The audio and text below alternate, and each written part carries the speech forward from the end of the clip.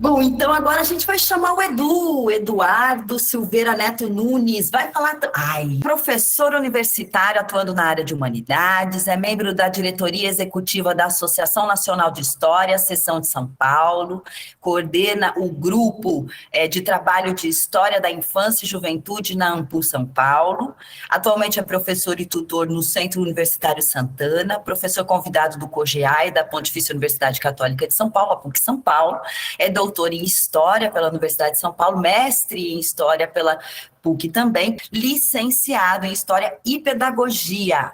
É bacharel também em Ciências Jurídicas e Sociais pela Universidade Passo Fundo, UPF. Um prazer ter você com a gente, Edu. A palavra é sua. Primeiro, obrigado, professora Daniele.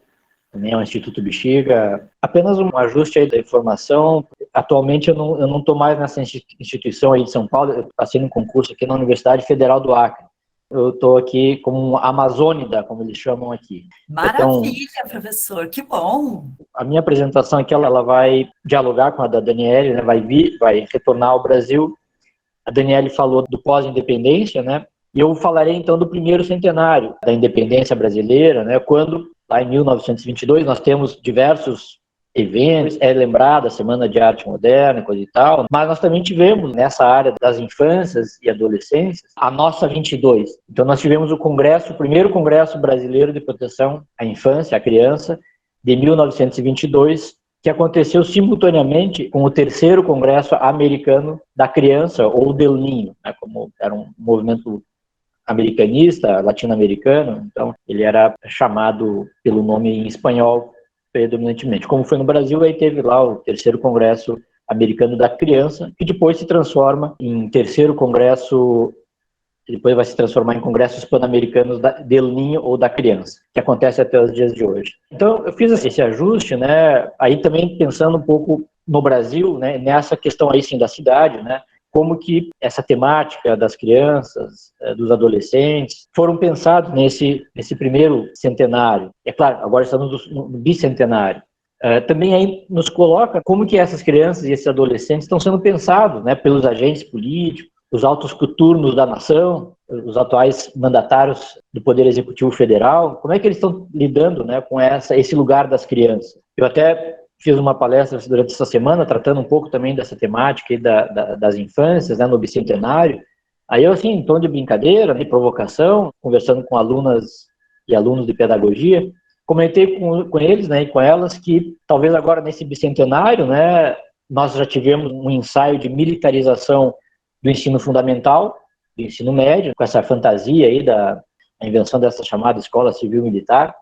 Aí eu falei para as professoras e professores, né, da educação infantil que nós poderíamos eventualmente, daqui a pouco, a educação infantil, termos creches civil-militares, né? Imagina como seria os parques infantis civil-militar. Imagina como seria, né, essa dinâmica relacionada às crianças, né, nesse período da vida escolar, né, que vai da educação infantil a aproximadamente 5, 6 anos de idade.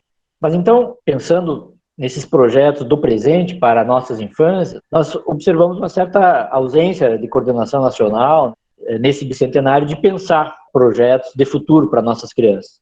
Tem projetos de passado, ou sem projetos, né? Também esse negócio da homeschooling, que numa perspectiva progressista dos anarquistas lá das primeiras décadas do século XX, propunha uma escola anti-estatal. Então, propunham formas de trabalhar o processo de formação das futuras gerações sem essa tutela estatal. Então, propunha, inclusive, o fim do processo da escola moderna, que era uma escola associada aos estados nacionais burgueses, né, opressivos.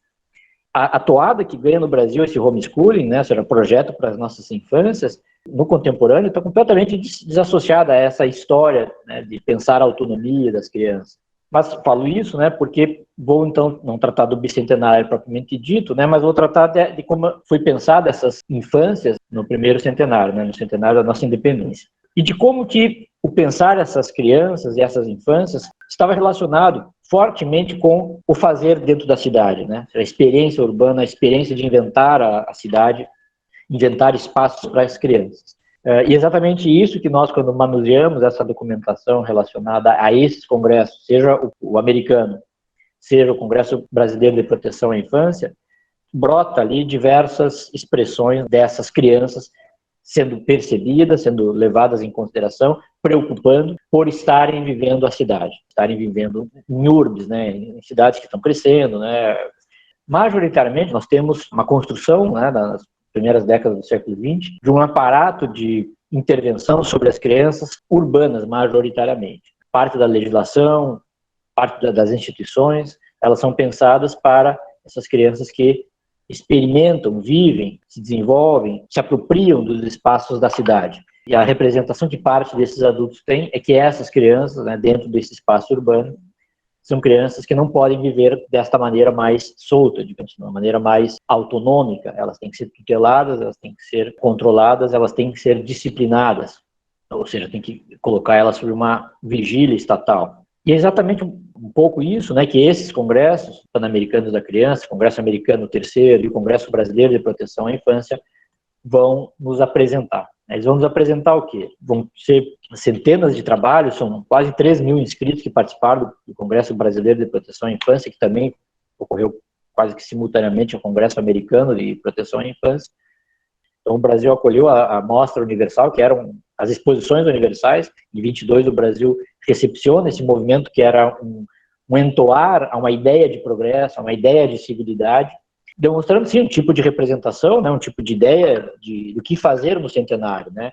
Parte dessa exposição universal, por todas as críticas que nós possamos ter, era uma apresentação de uma ideia de futuro, carregado de observações críticas da nossa parte, mas, sim, era uma proposição não de pensar o linear, o tempo do sempre, né, mas era pensar o tempo do vindouro. E as crianças, então, dentro desse projeto de pensar o vindouro, também eram elaboradas a partir de um olhar citadino, a partir de um olhar urbano, majoritariamente. Isso, né, contextualiza um pouco onde aparece esse congresso e onde aparecem esses debates, né. Então, na verdade, foi uma celebração, uma festa, se colocou, né, esses congressos que movimentaram a cidade do Rio de Janeiro, movimentaram pensadores, publicistas, religiosos, educadores, educadoras, médicos, pediatras, assistentes sociais, né, para projetar, pensar e apresentar propostas de futuro para essas crianças. É óbvio, né, que nesses projetos, nessas representações, nesses olhares que transitaram por esses congressos, não havia uma única infância sendo apresentada. Então nós temos aí muitos estudos que identificam, né, os diferentes projetos de infância, diferentes projetos de vida infantil na cidade.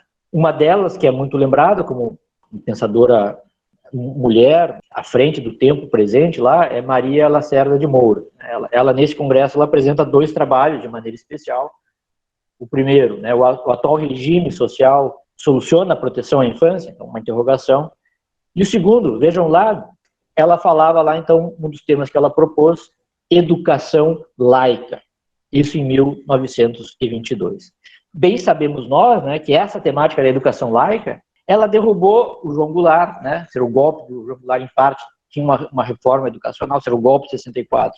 Uma das bandeiras do setor educacional mais reacionário, do campo católico, patrocinou, era contra as reformas de base da educação, que uma das pautas era a educação laica. Tivemos, recentemente, a afirmação, né, o Supremo Tribunal Federal reconheceu que pode ter instrução religiosa nas escolas públicas. Se a escola pública era laica, agora tem o ensino religioso, que seria de diferentes vertentes, né, uma leitura mais ampliada, mas é possível também o ensino doutrinário das religiões dentro dos ambientes escolares públicos, em nome da grande liberdade, né, em nome da liberdade. Bom, mas então a Maria Lacerda de Moura, né, propôs esses temas.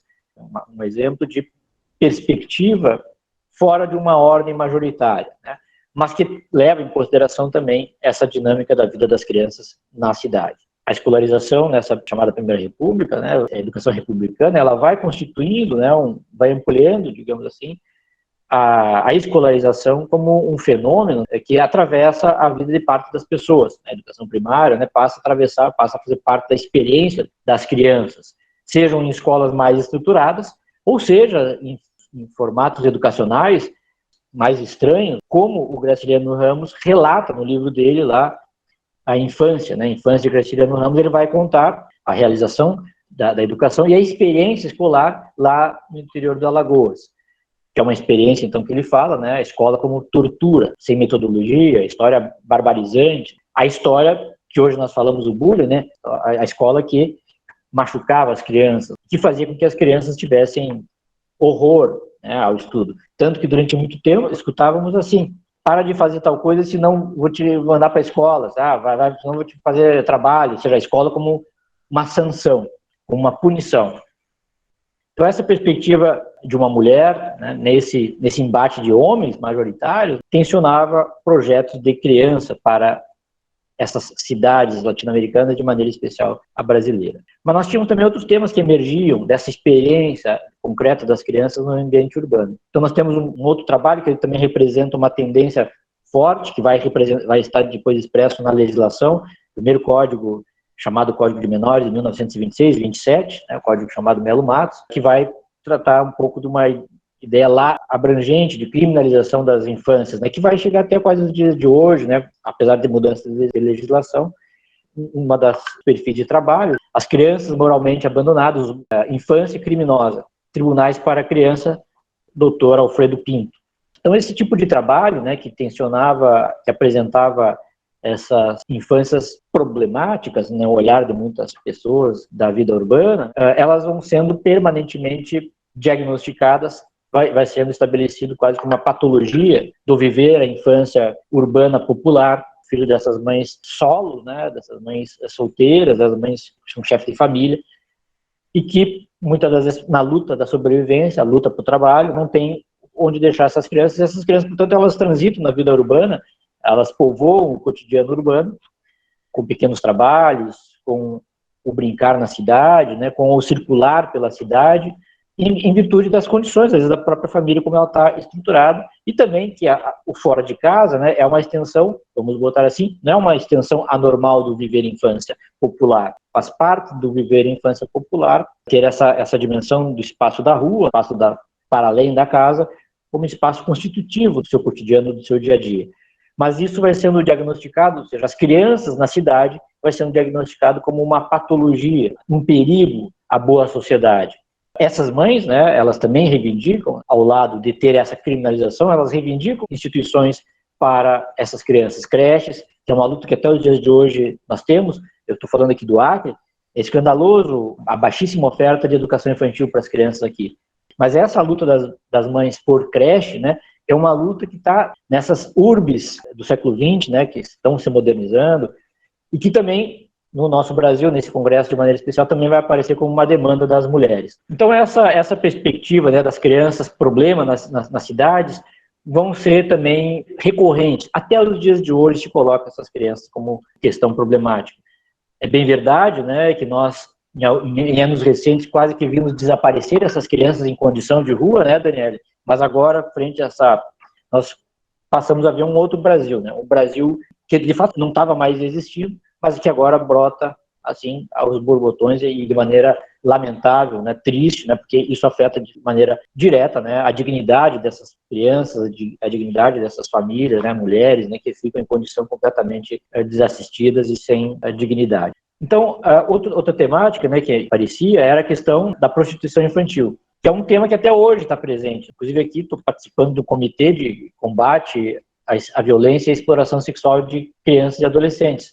São temas, de um lado, criminaliza, do outro, pensa uma dinâmica de proteção, mas de crianças, adolescentes que estão construindo a experiência urbana, estão vivenciando a experiência urbana, estão se relacionando dentro do espaço da cidade. E dentro desse espaço da cidade, a prostituição, aí ela vai se colocar, né, como majoritariamente como uma questão de sobrevivência. Como também a nossa sociedade, carregada, pontuada pela desigualdade estrutural, ela coloca essas crianças, esses adolescentes, vivendo essa cidade numa condição de exploração, de abuso, e sendo uma mercadoria. Então, a prostituição infantil coloca as meninas, as adolescentes, as mulheres, jovens, meninas, como mercadoria, né? Aí, mercadoria de quê? Aí nós temos a nossa história patriarcal, a nossa história do machismo, a nossa história do abuso como uma normalidade. Ou seja, a criança é uma mercadoria porque a mulher pode ser objeto acessível ou por mando, por relação hierárquica, ou por compra, aquisição mediante contraprestação financeira, que seria a prostituição infantil, né? nós temos também o trabalho de crianças, o trabalho infantil, que também a Daniele mencionou lá, período pós-independência, vai ter as crianças que vão transitar pela dinâmica urbana, realizando pequenos trabalhos. As crianças submetidas à escravidão vão ser sujeitos indispensáveis à vida urbana, à vida das cidades. Elas vão dar, digamos assim, movimento à cidade, elas vão levar para cá, trazer para cá, né? São as crianças que vão, em parte dessa dinâmica, carregar nas costas, né? Elas vão fazer essa cidade acontecer. Elas vão ser, depois que nós passarmos a ter uma imprensa mais constante, né? Vão ser vendedoras de jornais, vão estar, às vezes, ao lado das quitandeiras, ou seja, essas crianças povoam o ambiente urbano. Então, essa criança urbana, né, ela é do período colonial inteiro. Agora nós teremos a criança industrial, trabalhadora da indústria. Então, nós também teremos, né, então, trabalhos que vão identificar, vão enxergar e vão buscar regular, de alguma maneira. Alguns vão buscar recusar o trabalho infantil, mas nós teremos uma parte dos autores dos participantes que vão defender uma regulamentação. Então, sim, é possível ter trabalho infantil, desde que guardado algumas situações de proteção, digamos assim, né? Que aí, constantemente, as regras vão ser desobedecidas. Nós vamos ter aí também os trabalhos que utilizam relatórios de fiscalização, depois, quando tiver o juízo de menores, fiscalização nas indústrias, denúncias, né? Vão pipocar inúmeros casos, né, de violação da legislação. Portanto, na verdade, né, a prática do trabalho infantil vai ser uma regularidade, isso é algo normal. Nós temos aí professores e professoras da PUC, né, que trabalham, por exemplo, a Maria Isilda, né, ela tem trabalhos lá com as fábricas de juta e coisa e tal, que as crianças eram selecionadas porque tinham habilidades, estrutura morfológica apta a um determinado tipo de trabalho. Então, não era porque era mais barato, também sim, mas é porque tinha certas características, cansava menos, dava menos trabalho, se submetia a uma chinelada, né? Aí tem outros trabalhos, né, que vão também relacionar outras coisas, aí em outro momento eu posso comentar, mas eu quero agradecer, parabenizar o evento, a vocês, organizadores, ao núcleo, né, ao Instituto Bexiga. Muito obrigado. Professor, a gente que agradece, você sempre trazendo, nos brindando com contribuições, né, em relação a uma história crítica do tratamento da infância no Brasil. Muito obrigada.